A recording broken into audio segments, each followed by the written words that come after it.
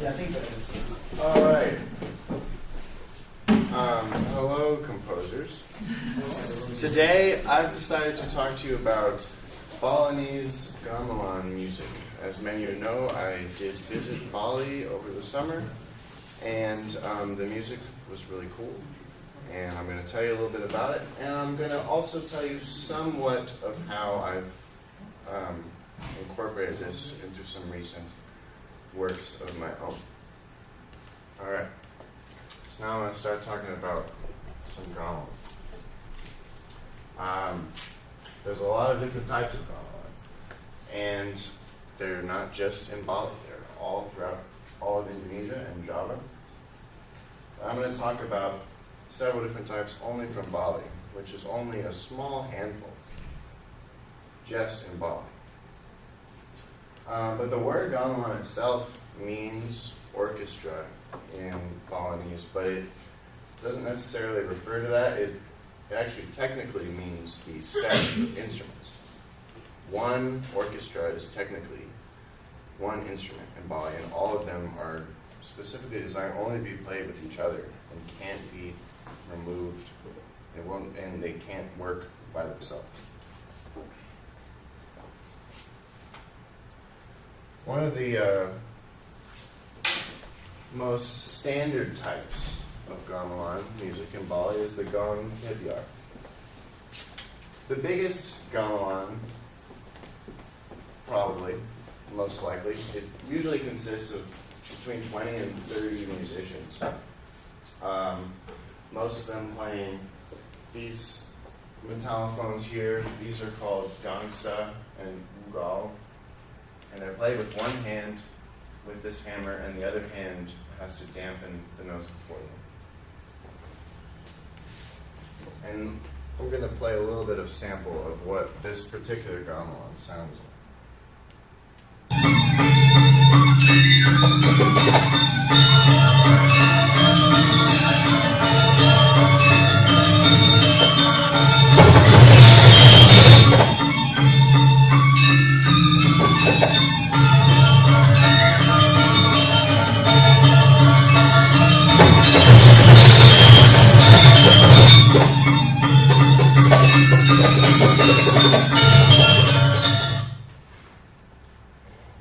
There you have it.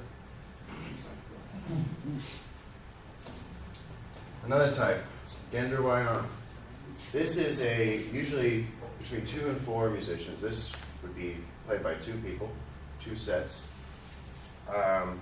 Genderwayan is similar to the instruments from the previous side, except it's like playing 2 of them at the same time. You instead of dampening with one hand and playing with the other, you play with one hand and dampen with like the palm of your hand, and you play. It's very hard to do, and it's considered like the highest form of musical art in Bali. And these instruments usually accompany a puppet show that this puppet master creates, and he is kind of in charge and leads the group of musicians. And it's very synced exactly with the movements of the puppets.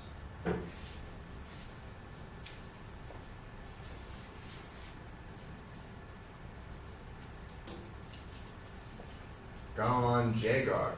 This one is native to West Bali, where there is many bamboo forests. And this is all bamboo gamelan.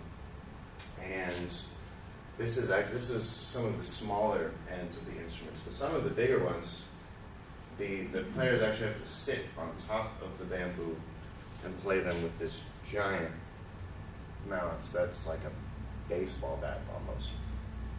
But there's some of the smaller ones, and this guy sitting next to it is, you can see how big it is.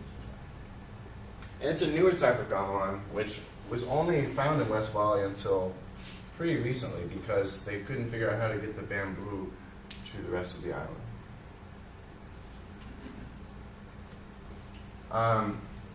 Now, most of gamelan music is all percussive based, but some of it, like this, which is actually an ancient form of gamelan that dates back to the 1600s called gamelan gamba.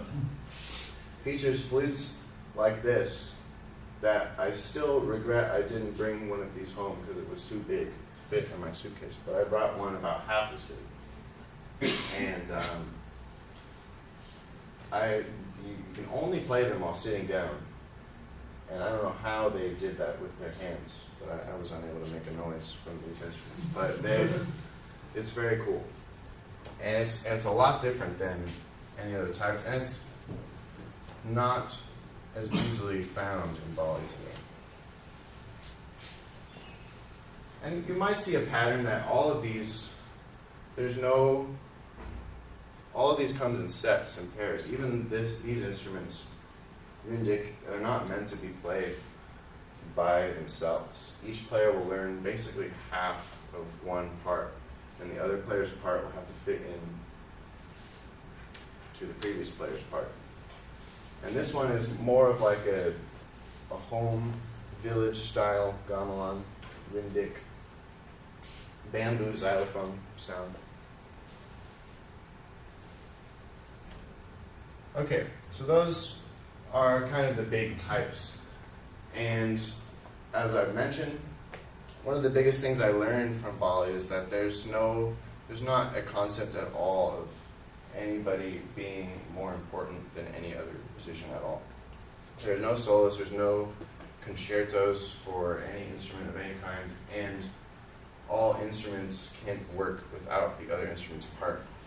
For example, this first point called kotekin is a style of playing in Bali, which means one player has parts that are featured like downbeat heavy, and the other part is primarily upbeat part. And when you play them both together, it sounds, let's say it would be like solid 16 notes. But one by themselves doesn't really make sense. Second point is called ambak. Ambak refers to the tuning of the instruments, that with every set of instruments there are two partners, one male and female. And each male instrument is tuned 7 hertz cycles per second higher than the other one. So that way when they're played together, they have kind of a shimmering beating quality. That, again, one of them can't do this without both of them. And this is all tied to the religion of Bali. And I'm not going to talk as much about this, but one of the reasons why there are no soloists, that it's a strong emphasis on community in Bali, is that that's their way of life, that the music is not even intended to be performed for entertainment purposes. It all serves their Hindu gods. Which is why no musician is more important. Is that a picture of a ketchak? Yes. This is ketchak, otherwise known as the monkey chant, which is performed by somewhere between 50 and 100 men, and it's also very cool. But there are solos in the ketchak. No, They're in the those are dancers. Those are dancers. So, ketchak is always done with a group of dancers, and even the dance in Bali, there's always like a pair or group or some kind of storytelling, but never.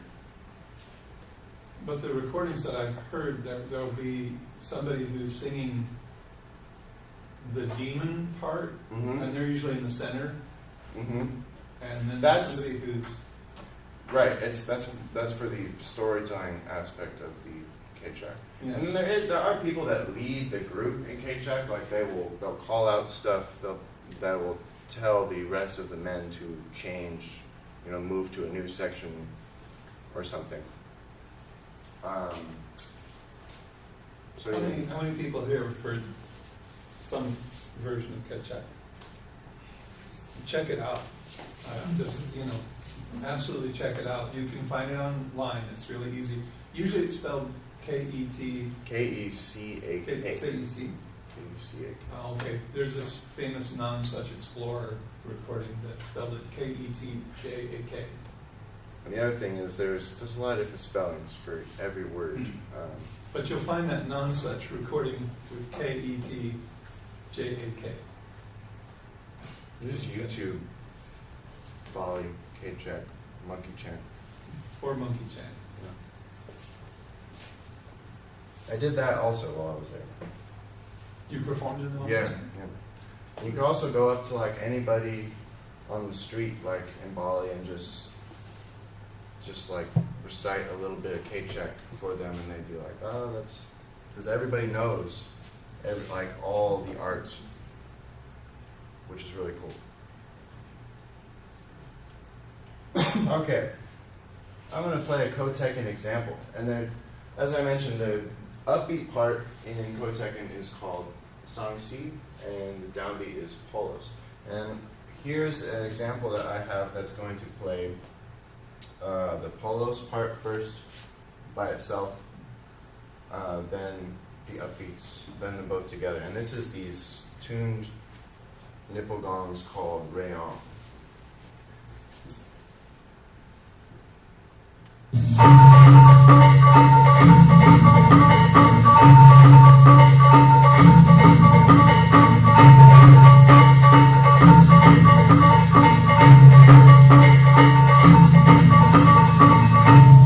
This is under tempo. Very under.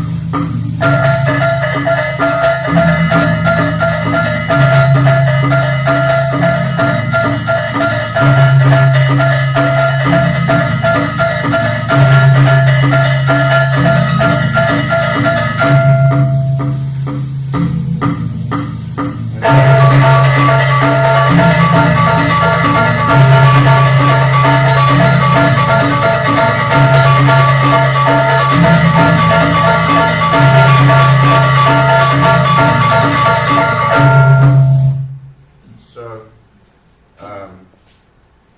very, very intricate. Okay, so, so I made my own version of this. This is where I'm going to tie it to my own music. Here you have your Wayan, and then you have wine glass Wayan. Now these I tuned to the same scale.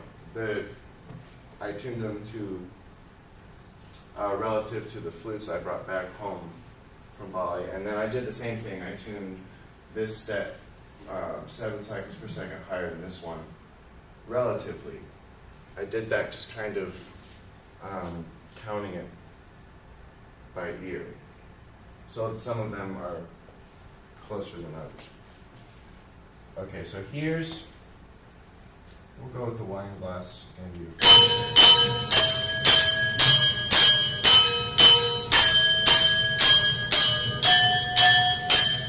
You can hear a little bit of the beat. And then the metal ones.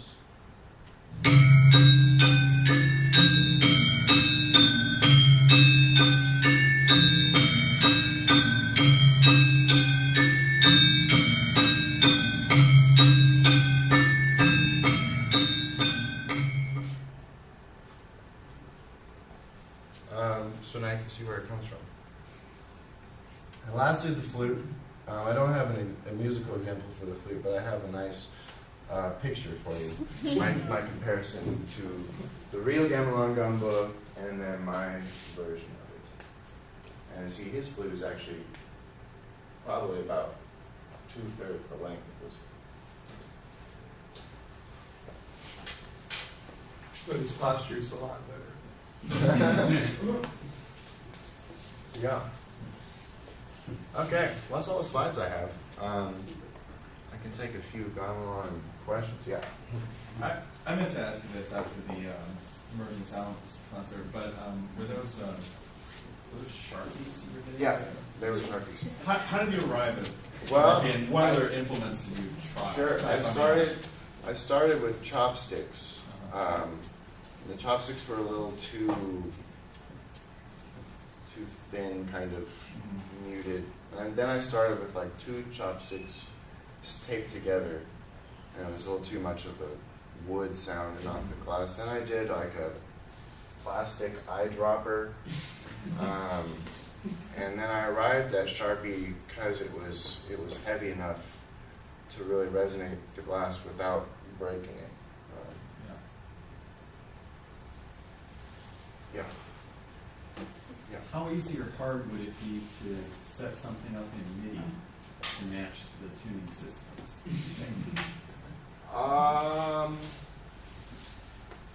The 7 cycles per second wouldn't be that hard to set 2 instruments off. The other thing is though, the scale is you would have to create a custom scale also. That wouldn't be too bad. Like it's like a very out of tune pentatonic scale from Western pentatonic. Yeah, Matt demoed his instrument in electronic music yesterday, and one of the things that lets you do is adjust. Do microtones, so you can adjust each of the pitches microtonally.